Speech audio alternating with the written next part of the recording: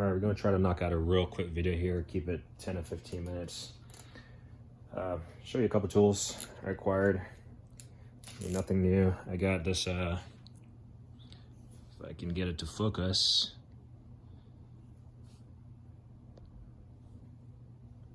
There we go. It's the Vim Tools R400 1/4" square drive ratchet wrench. Picked this up mainly because I believe not sure what that's why I picked it up. 112 tooth ratchet. So just for the fine tooth count, you can hear it. So this is made in Taiwan, exclusive for Vim Tools, limited lifetime warranty, bright chrome finish. We'll try to remove this little, pop it out of here. So 1/4" drive. I mean, I got quite a bit of these smaller ratchets, but you got a push button, release, right, left lever, chrome. So there you go. Next up, pretty sure this is used or a return item, but it's a another Vim tool. Let's see if I can bring it in. I don't want to have to keep shifting the focus, but looks like I will have to. NS 100 XL, long SAE nut setter. I don't really, to be honest, I don't use SAE that much like everyone else, but I thought they were cheap enough. Put it in your impact driver and use them. This is the sizes that it goes up till: 1/4, 5/16, 3/8, 7/16, 10.5. Vim tool in this holder right here, not bad. See that they've been sitting in a warehouse for a long time, or they've been used and returned or something, but they're all right. But I haven't had any of these long ones, so I picked this up. Let's see. Yep, same kind of information. So got that, and then I did pick up the metric version. See, NSM for metric 100 XL. Is that part number? And here's the rest of the information in the sizes that are in there. So this one is actually sealed in the plastic. So we'll just cut this open real quick.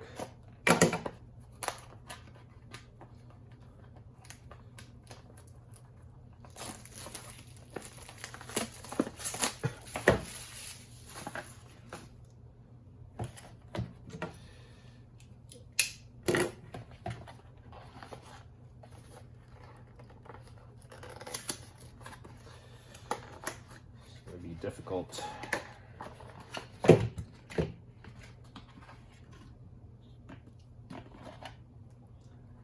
put that over there, and pretty much the same thing, only these are the metric sizes, same length, same 6, 7, 8, missing a 9, 10, 11, 12, so just missing a 9. So I'll definitely get use out of these, just to reach out there and get to something. I can definitely use these. I gotta refocus this thing. So yeah, metric SAE set, boom, nice.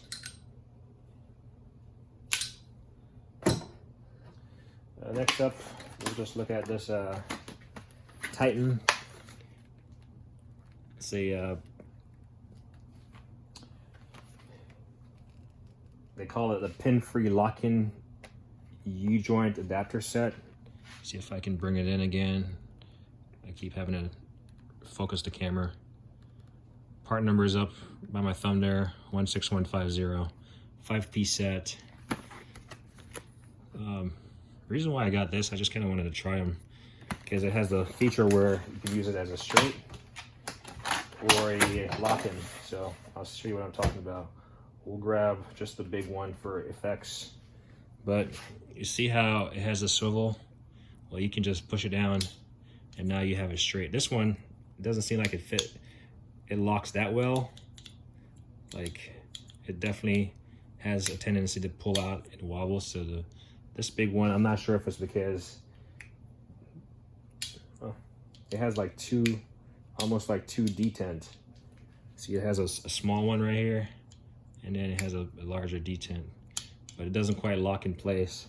Not sure if it's because it stays in the package like this, whereas like this one, 1/2 inch to a 3/8, it's down in there deep. You can't even feel it wobble. And then let's see if it has a 1/2. It has not really a 1/2. And then you have the swivel. You can pop it out. But the thing that I've noticed on these, and let me look at this real quick and see if, yeah, it doesn't tell me anything. It has a 30-degree wobble each direction. Yeah, so a total of 60 degrees there. Yeah, not sure about that one. Pop that one. Nice foam tray, stamped edging or whatever you want to call it. But these are the sizes that it gives you: 1/4 inch to 3/8, 3/8 to 1/4, 3/8 to 1/2, 1/2 to 3/8, and a 1/2 to 3/4 inch.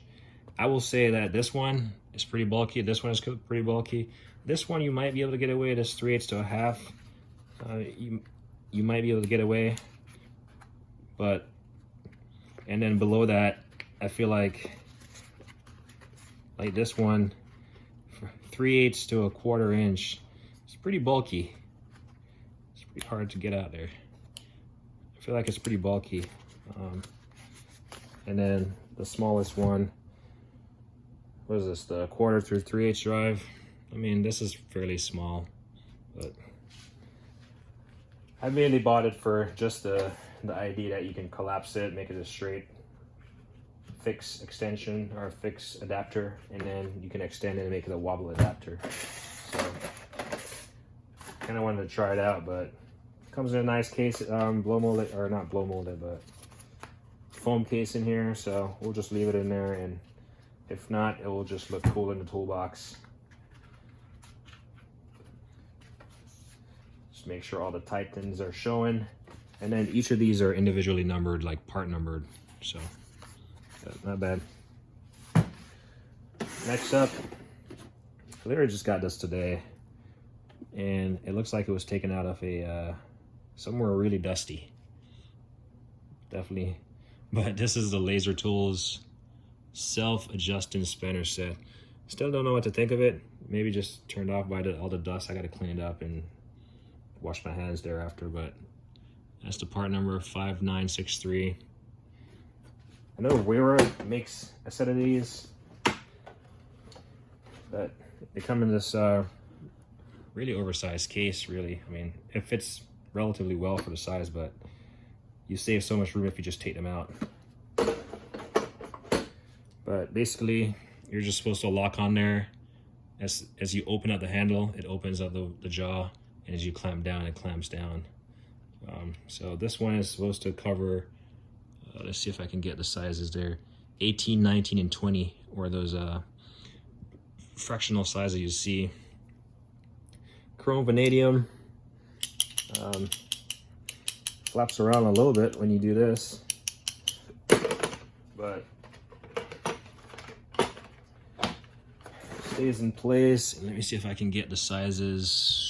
Maybe, there we go, 15, 16, 17, keep angling this, 12, 13, 14, and 9, 10, 11. That's what you can get on these. So I'm going to clean up this case, kind of take them out, wash it off, because it's just covered in dust.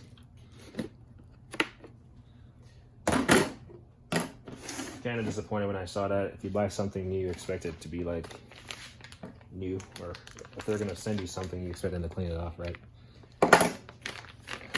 I always wanted one of these, partly because I've never smashed my finger using a chisel and a hammer, or punch and a hammer or something, but I don't want to get there. So this is a VIM punch and chisel holder. It firmly grips tool shanks up to 1-inch hex or 1 1/8 inch round. And the part number is V160 right there. So I know several companies that make these, like Mayhew, Williams, but the Vim, I don't know. Actually, this matches my my recently acquired Mueller Keps table. I do like the green. Maybe I like green and don't even realize it. Yeah, and this is the same as that. That one is green and black, the table. This is green and black, I'm just noticing. So that's totally not planned out. Excuse me. But you put your chisel in there, self-explanatory, and you clamp down on it, and then you can, you know, hold it and hammer, get your hands away from the striking surface there of the hammer and the chisel. So it has V160 right here, not engraved or anything, and then Vim on the next side. So I've always wanted one of these, kind of just delayed. Kind of showed my I'm just gonna call it cut. I don't know, cut. The N is silent. I don't know, cut. Yeah, I don't know. A 29-piece mechanical line step point drill bit set. I did a little video on this, and someone was gracious enough to give me a little background on the design of this casing. I think I forgot the name of the last name of the individual, but Eugene, I believe, is the guy's first name that came up with this case design. But yeah, we'll see. We'll see how these hold up. I actually want to try them in my drill press. Try to drill through something. I just don't have anything really hard right now. So that's that. I promised I was going to get one of these, so you saw in one of my last tool videos where I showed this wrench right here, the HT150B. Well, this is going to be the HT200S, and then I have the HT200B inbound. So there we go, HT200S from top. Really like this. Let me see if I can.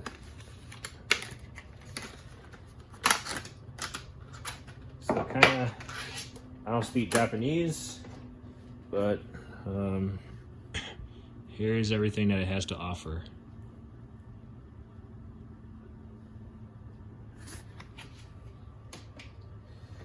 Again, this is a slightly bigger one. I'm not sure what the next one is going to look like, but what I do like about it is the offset. This one is not so much. It's still offset. I can see the offset right there. Like I can put a knife beneath it.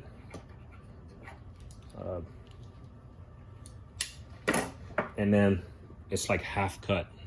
The width of the mouth is like half cut, so it gets you in there thin places. So I do like this. So like I said, I have one more coming, and I'll like just compare to all three. Really should have just waited to show all three, but I'm eager to see it also.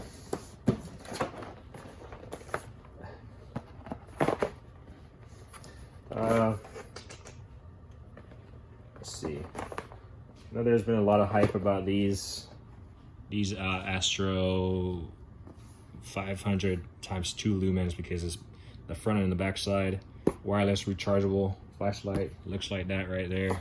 I actually bought this used from Amazon, and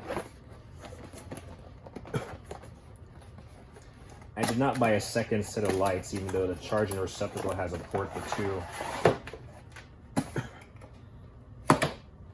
So you got the base right here,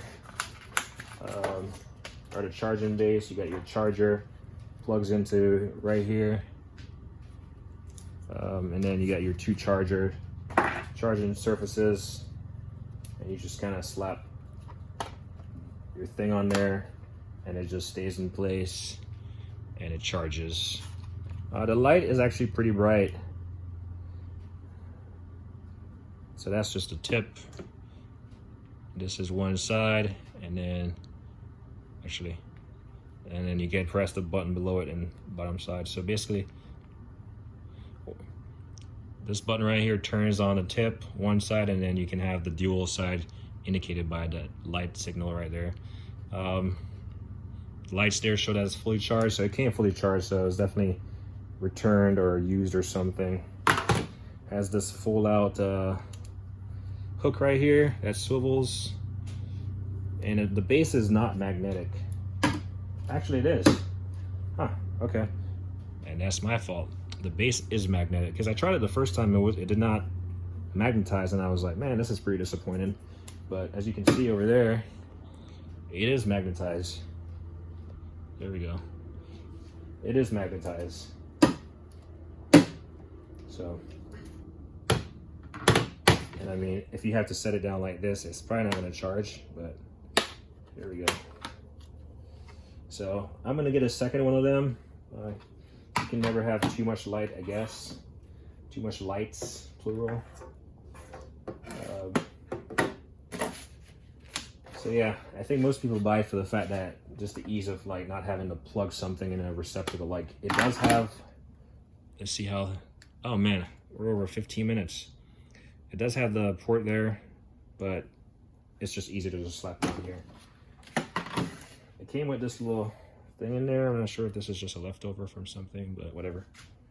All right, last thing we're gonna cover.